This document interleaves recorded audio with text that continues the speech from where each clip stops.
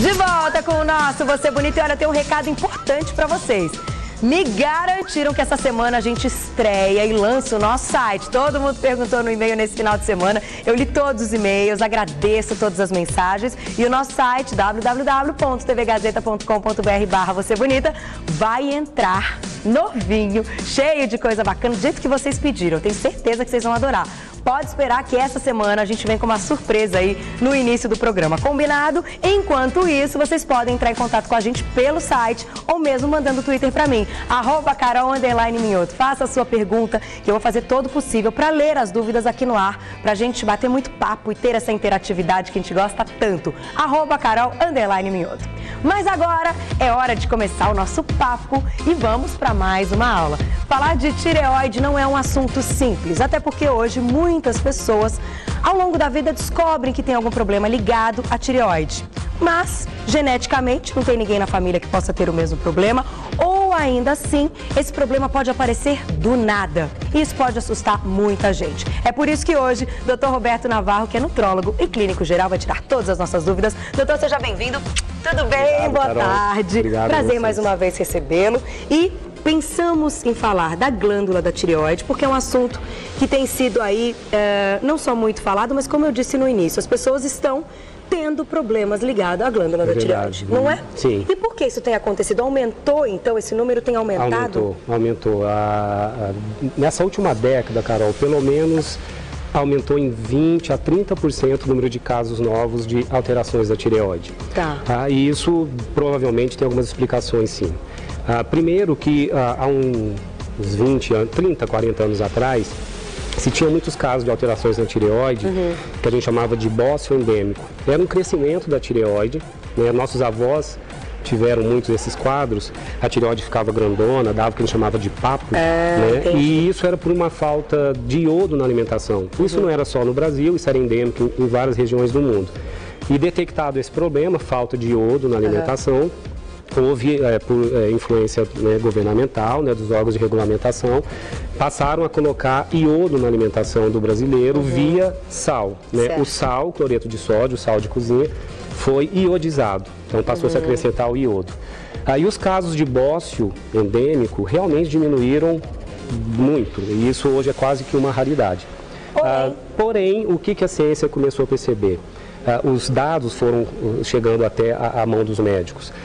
O excesso de iodo, Carol, também altera o funcionamento da tireoide, não é só a sua falta. E aí é que começou talvez um problema. O iodo, ele foi colocado de uma maneira muito intensa, né, na primeira iodização que o governo pediu para que as indústrias fizessem. E isso foi inclusive revisto há uma década atrás e já houve uma diminuição. Tá? Só que o sal é muito frequente na dieta do brasileiro, na dieta ocidental de um modo geral. E o excesso de iodo passou a trazer um quadro chamado tireoidite de Hashimoto, que é, por excesso de iodo, a tireoide passa a ter um funcionamento excessivo e o corpo cria anticorpos contra a sua própria tireoide para tentar diminuir esse excesso de produção de hormônio tireoidiano. E isso passou a trazer casos de pacientes com inicialmente uma tireoide funcionando em excesso, depois por ataque desses autoanticorpos a tireoide passa a ficar lenta e você desenvolve um hipotireoidismo. E isso aumentou assustadoramente, né? Muito, muito mesmo. O número de pessoas hoje que tem nódulos em tireoide, cistos, ou tireoide que faz pelo exame de ultrassom, vê um aspecto de que ela ficou inflamada há muito tempo, isso está muito frequente. E a tireoide, Carol, é fundamental no metabolismo humano. Todas as nossas células, sem exceção, precisam do hormônio tireoidiano para utilizar o oxigênio que ela precisa para sobreviver. Então, o hormônio tireoidiano é fundamental em todas as células, no metabolismo humano de um modo geral. Se ele funcionar mais ou menos, traz um prejuízo, tanto para mais quanto para menos. E existem mecanismos dentro do corpo humano que tentam regularizar isso, o quanto a tireoide vai produzir de hormônio para dar esse tiro mais certeiro.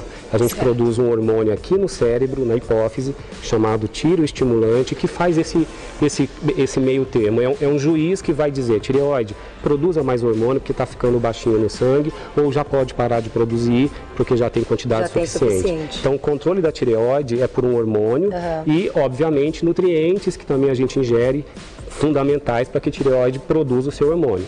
Agora, doutor, para a gente chegar a uma conclusão se a gente pode estar desenvolvendo algum problema de tireoide. Exatamente. Pode aparecer em qualquer momento da vida? Pode. Qualquer idade? É mais frequente. Geneticamente falando, pode ser que, então, se alguém da família não tiver nenhum problema ligado à tireoide, a gente pode desenvolver mesmo assim? Pode. A influência genética sempre existe, né? Quem tem casos familiares, a chance é maior, né? Tá. A genética está sempre um pouquinho por trás, mas independente de ter ou não casos na família, pode-se desenvolver alterações tiroidianas, sim. E os sintomas, até para quem está em casa assistindo entender, alguns sintomas que podem fazer parte da alteração da tireoide, né? Quando a sua tireoide está lenta, produzindo hormônio de maneira muito baixa, você pode ter cansaço, fadiga, sensação de perda de vigor, retenção líquida, sensação de depressão, sonolência excessiva, intolerância ao frio, ganho de peso inexplicado. Né? E quando a tireoide está funcionando excessivamente, você pode ter irritabilidade, insônia, tremores nas extremidades, sensação de coração batendo muito acelerado, uma perda de peso até inesperada, mesmo sem estar fazendo qualquer dieta. Então, esses extremos são sugestivos que a sua tireoide não está funcionando bem. Certo, mas para todos eles, tanto para que ela funcione, para equilibrar, digamos assim, o funcionamento da tireoide, é necessário a introdução de alguns medicamentos, ou a gente consegue fazer isso com a alimentação e um dia a dia balanceado? Uma vez desencadeado a doença real, se você tem esses anticorpos atacando a sua tireoide, que é a tireoidite que a gente chama de Hashimoto, não tem outra escapatória que não seja usar medicamento, porque a sua tireoide não vai mais conseguir produzir o hormônio. Então você tem que entrar com a substituição. Aí isso é feito via tratamentos médicos medicamentosos mesmo. Né? Isso não é o alimento que sozinho vai conseguir compensar. E quando você tem hipertireoidismo, a produção excessiva, naquele momento exige tratamento médico também. São medicamentos que vão tirar você do quadro agudo. Agora, o que a gente vai falar que é importante, para que a tireoide funcione no seu dia a dia adequadamente, para que ela tenha uma produção correta dos seus hormônios, ela também precisa de matéria-prima, ela precisa de nutrientes para isso.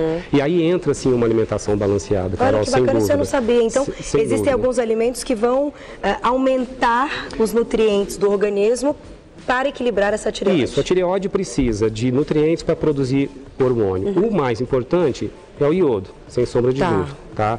Só que usar suplemento de iodo não tem necessidade. Hoje o risco é que a gente esteja ingerindo até mais iodo pelo sal do que o ideal. Tá? Mas pessoas que não têm no sal um alimento muito do dia a dia, quem não é de exagerar no sódio, um pouquinho não tem problema, tá?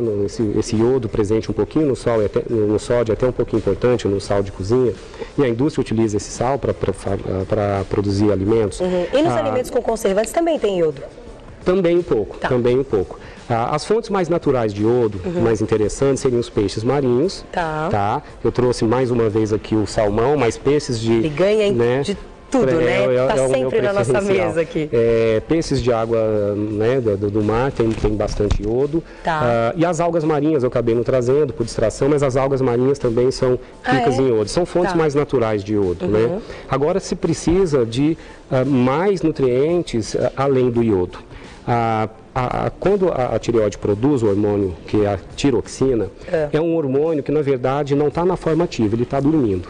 Ele só vai entrar em atividade quando ele chega perto das células para acoplar nos seus receptores, e ele precisa ser transformado numa forma ativa, que é o T3, que é esse hormônio realmente que acopla na célula. É o que a gente faz quando a gente vai fazer exame de sangue, tem lá dose do T3, T4, TSH, que é o que controla a tireoide.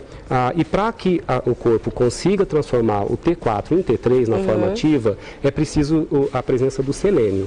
Então, a dieta pobre em selênio não é interessante, você pode comprometer esse passo. Selênio é riquíssimo nas oleaginosas. Né? Que a gente também mostra muito aqui bastante. Então eu trouxe castanha, né? 1, 2 castanhas ao dia, te dá a quantidade de selênio suficiente, sem problema nenhum. Nozes, avelã, são fontes excelentes de selênio.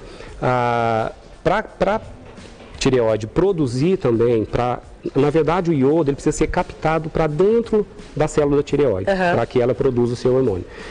essa entrada do iodo para dentro da célula também precisa de alguns cofatores, alguns nutrientes importantes. Porque não adianta só produzir ou ter aquilo no organismo. O iodo pode estar circulando, mas tem que entrar dentro da célula da tireoide. Tem enzimas que fazem esses passos com nomes extremamente complexos, né? Só que precisam de nutrientes para que elas sejam produzidas. Então, a vitamina A é importante para o funcionamento tireoidiano, para a absorção do iodo. Então, uma dieta pobre em vitamina A também pode comprometer, pode potencializar o hipotireoidismo. E aqui a gente tem exemplos. Aí eu trouxe que a vitamina A, ela pode vir já pronta, um pouquinho no alimento, na forma que a gente chama de pré-formada, e vai ser absorvida como vitamina A, e vai fazer o efeito da vitamina.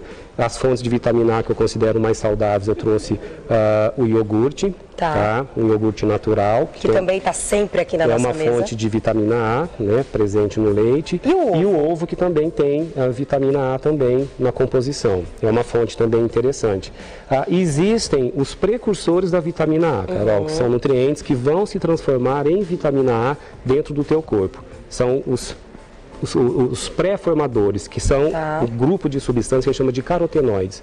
Então, aonde estão os carotenoides?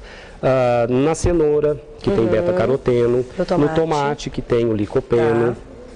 Tem alguns outros carotenoides presentes nos vegetais verdes escuros. Eu trouxe aqui couve, brócolis. Também tem carotenoides no repolho, e esse equilíbrio a gente tem que comer assim, quando a gente fala, temos que colocar na nossa alimentação. Então, se um dia a gente come o brócolis, no outro tomate, no outro espinafre, a gente consegue manter o equilíbrio. Sim. Não precisa comer tudo todos os dias. Não tudo todos os dias. O ideal é que você ingira pelo menos 6 porções de vegetais ao dia. Entre frutas, legumes, verduras. Porção é uma quantidade de palma da sua mão. Então, se você todos os dias tiver em pelo menos 2 refeições, uma boa salada com folha verde, com cenoura, com tomate, você já está com os carotenoides supridos. E nas frutas também, viu, Carol? Nas frutas tem os carotenoides também.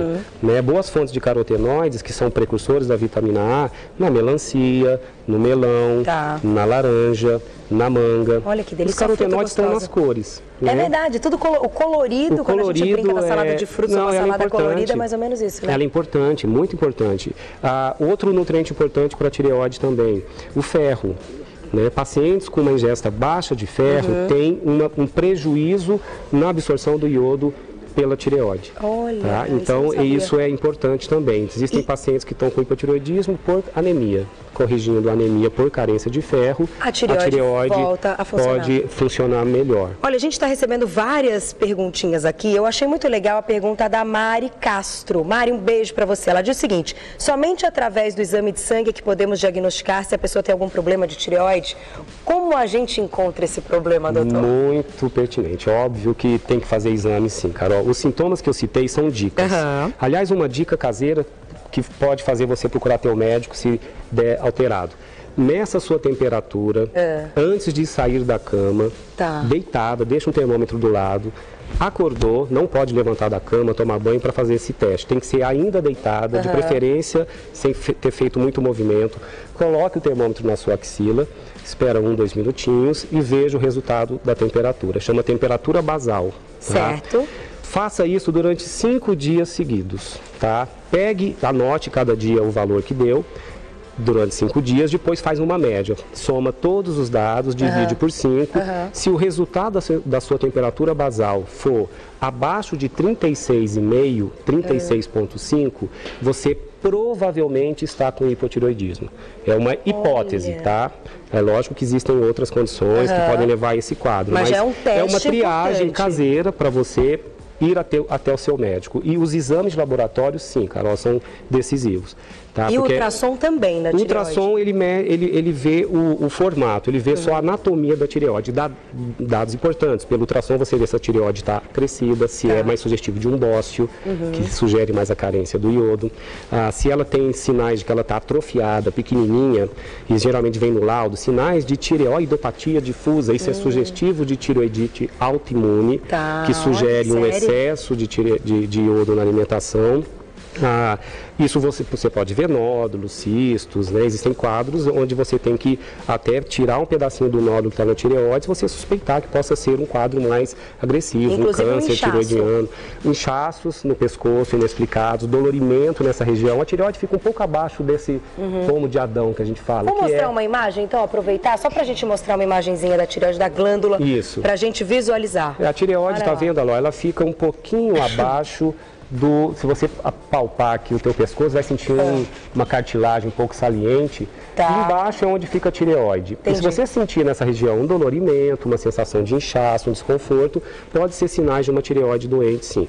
Tem que ir até o médico fazer exames. O funcionamento da tireoide, Carol, você pode ter uma tireoide com nódulo, com cisto, mas que ainda está funcionando adequadamente. Isso não quer dizer que seja necessário o tratamento medicamentoso. Tá? Para saber se a tireoide está cumprindo a sua função, é pelo sangue.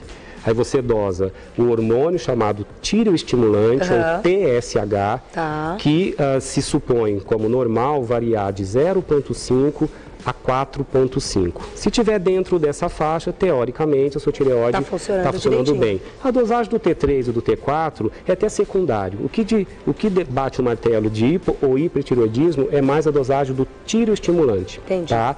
E quando alterado, para mais, se o TSH está alto, é porque a sua tireoide está precisando de muita ajuda para funcionar. Então você está com a tireoide lenta. E o raciocínio ao contrário, se o TSH estiver muito baixinho, é porque a sua tireoide está funcionando excessivamente. Tá? E um quadro que está chamando a atenção, Carol, da classe médica, que a gente chama de hipotireoidismo subclínico. Isso é uma coisa que agora as estatísticas estão mostrando que até 10 a 20% da população adulta pode ter. E mulheres acima de 60 anos, até 20%. São sintomas que você já tem de uma tireoide lenta, fadiga, cansaço, sensação de depressão, queda de cabelo, unha frágil, retenção líquida, ganho de peso, um monte de coisa. E você vai dosar o seu TSH no teu sangue e ele está dentro da faixa dita normal. Próximo do limite superior. Normal até 4,5. Mas ainda assim normal. 4,5. E isso hoje é discutível se é necessário tratar ou não. E o consenso ainda, embora precisem de mais estudos, mas o consenso é tratar.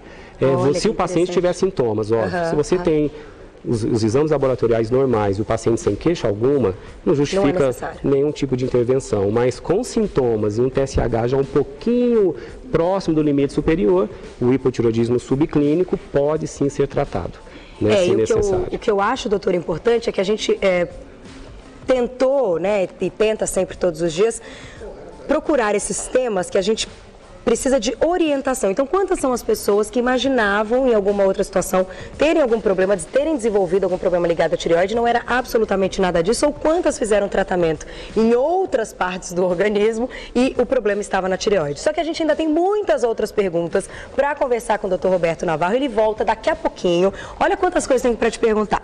Se pode atrapalhar para engravidar, que já chegou essa pergunta aqui que eu acabei de ver.